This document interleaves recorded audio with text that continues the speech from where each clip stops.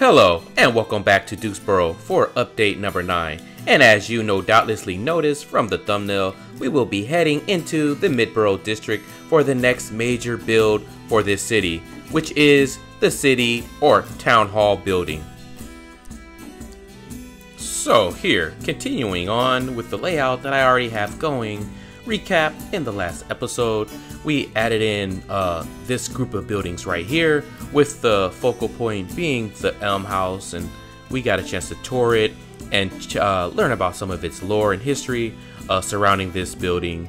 So in today's episode, we're going to be doing the same thing and just continuing building up this plaza here, with our town hall building being the main focal point, whereas I'll go back and build up the rest of these buildings here off camera, just to kind of add to the presentation to today's build. So as always, we're going to jump into the build, accompanied by a reading of the lore. So I hope you guys are comfy wherever you are. Sit back, relax, and enjoy.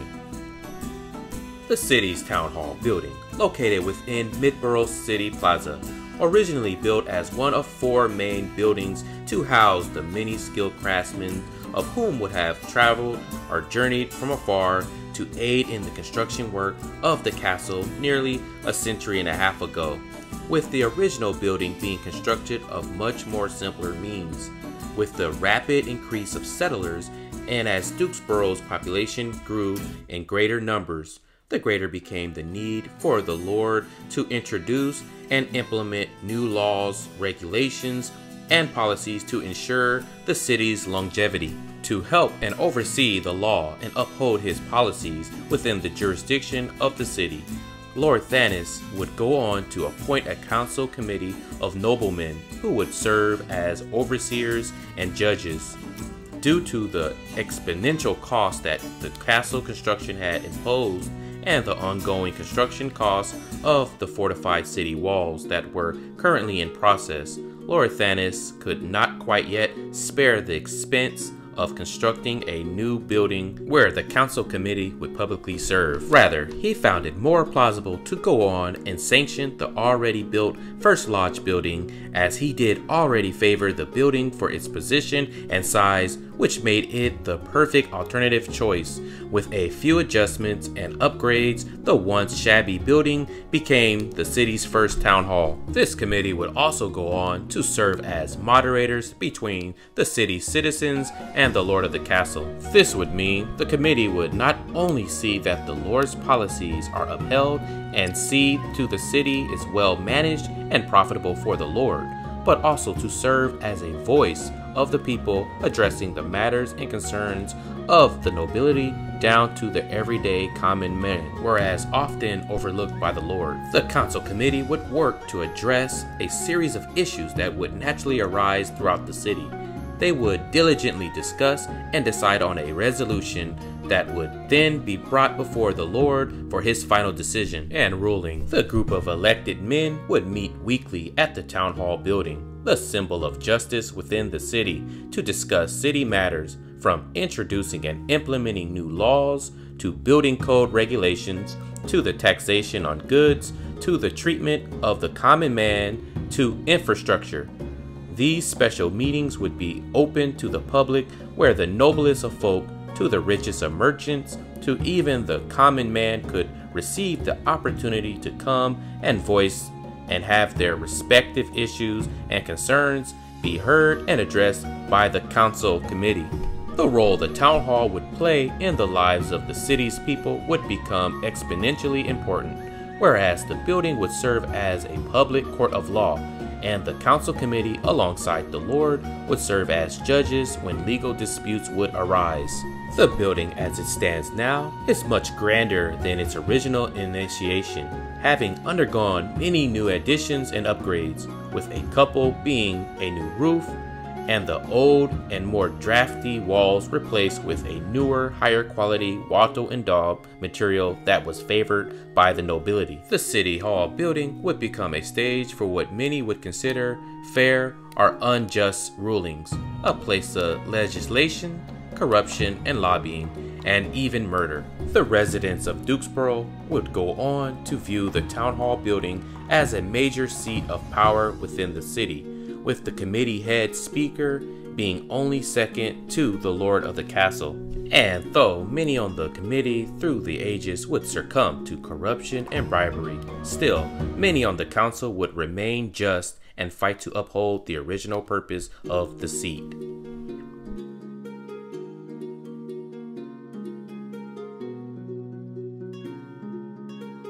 And so we're back out front of our town hall or city hall building, whatever you prefer to call it. And I do hope you guys enjoyed that bit of lore and the legalities that came along with it. And as you just saw, I filled in some more of the buildings here, and I'm really loving how it's all coming along with the town hall building sitting right smack in the middle of it all, and all these other buildings surrounding it. It really gives it a really nice feel, I think. And you know, I really thought it was a good idea to go ahead and this would be the perfect spot to place the town hall building. But anyways, we're gonna go ahead and check the insides of this place out. So now stepping inside, and now as you can see, it's just one big open space here. No one would actually live here, of course, so there's no private rooms or chambers or anything like that.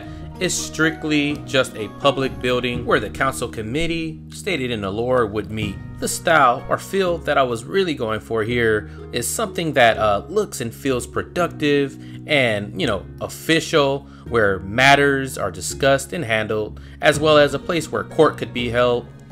And so moving on here, we have this nice fireplace that would obviously keep the area nice and warm for our council committee here. And then also we have these nicer candle stands and chandeliers throughout the build here, providing the committee with light during maybe nighttime proceedings. As well as also we have these nice big windows here to provide the committee with some more natural light for when they meet during the daytime. Then stepping back some, and along the walls, as you can see, I added in some very cool and tasteful decor, which are part of the new paintings available within the 1.15.2 update, as well as some of the decor and details up above the mantle there. Really cool stuff, as well as this really cool rug blocks and this nice balustrade, which I use as a slight division between the committee and the public who would attend their meetings. Then up here at the top, I added in some of what would be known as the official standard and seal of authority that this committee would possess.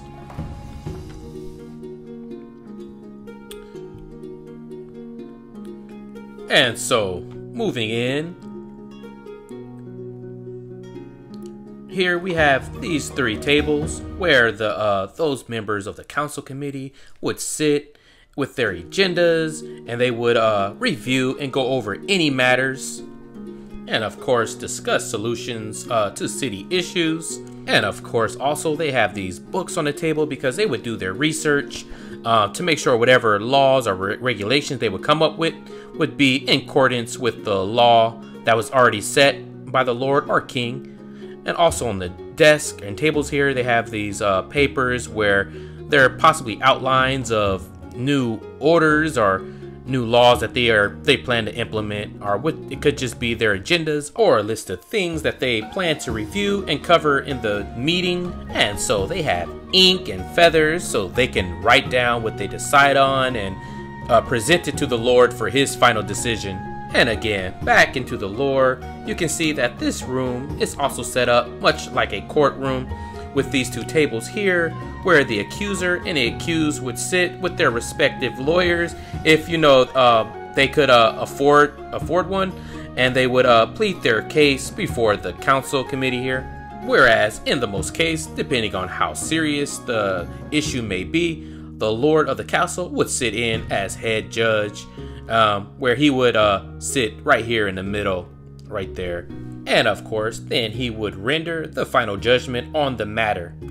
And so again, keeping in mind that the majority of these proceedings would be held and open to the public, and so I really wanted to make it feel like such a place, And so I went ahead and added in, if we move down this way,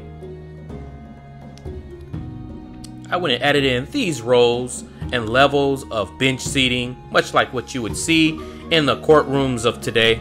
And so the citizens can come here and find a place to sit, and then they could voice their opinions or their disdain for their government here. So then, moving on up to the top floor here, there is more bench seating to accommodate more people. You can maybe imagine a big case of maybe a couple of well-known merchants or nobles accusing each other of a crime. So as exciting as that may be, you can imagine how this place could quickly fill up to capacity with city folk who would become invested in seeing firsthand who will win or who would lose their case. And so I really wanted this place to feel as big and open as possible to reflect that. And even with the detailing with the roof, with the supports, making it feel as realistic as it would be in a place like this. And then moving down here, we have this little desk where we have an ink and a pen, where the recorder or the scribe would sit during proceedings or court cases, and he would just pretty much keep track and write down the conversations and the rulings and judgments, and then at the end he would hand those transcripts over to the committee head and whatnot. So that's that. Again, we just have some more seating up here, as well as some more windows for some light to come in. And now I did kind of mess up here as I'm revealing the next episode prematurely. As we step through this door, you'll see, as I've been having a lot of fun building lately, so I tend to forget to stop and record the older stuff before I move on to the newer stuff. So what you're seeing out there is actually the next episode and the kind of the finished plaza there. But the idea behind this would be, after a court proceeding or a ruling, the head of the committee could come out here and announce it to anyone not able to make it inside the courtroom or the town hall during that time. And so there you have it. I hope you guys can forgive me for that, and it can be overlooked. But this, what you're seeing, would be included in the next episode to come. So I hope you guys still join me back for that. And so that's pretty much all I have to show you guys in today's episode. I hope you guys enjoyed it as much as I did. 1.15.2 has been really fun to work with, which is again why I've just been building like crazy, and I'm already actually a few videos already ahead of what I normally would be at this point. So yeah, we have a lot to look forward to. And you guys can show your appreciation and do me a solid by liking and subscribing to the channel if you haven't. And also drop a comment below. Let me know how you feel about this project and what you think. As always, thank you guys for joining me in today's episode. And until next time we meet, this has been The Kinder Knight, and I bid you a farewell.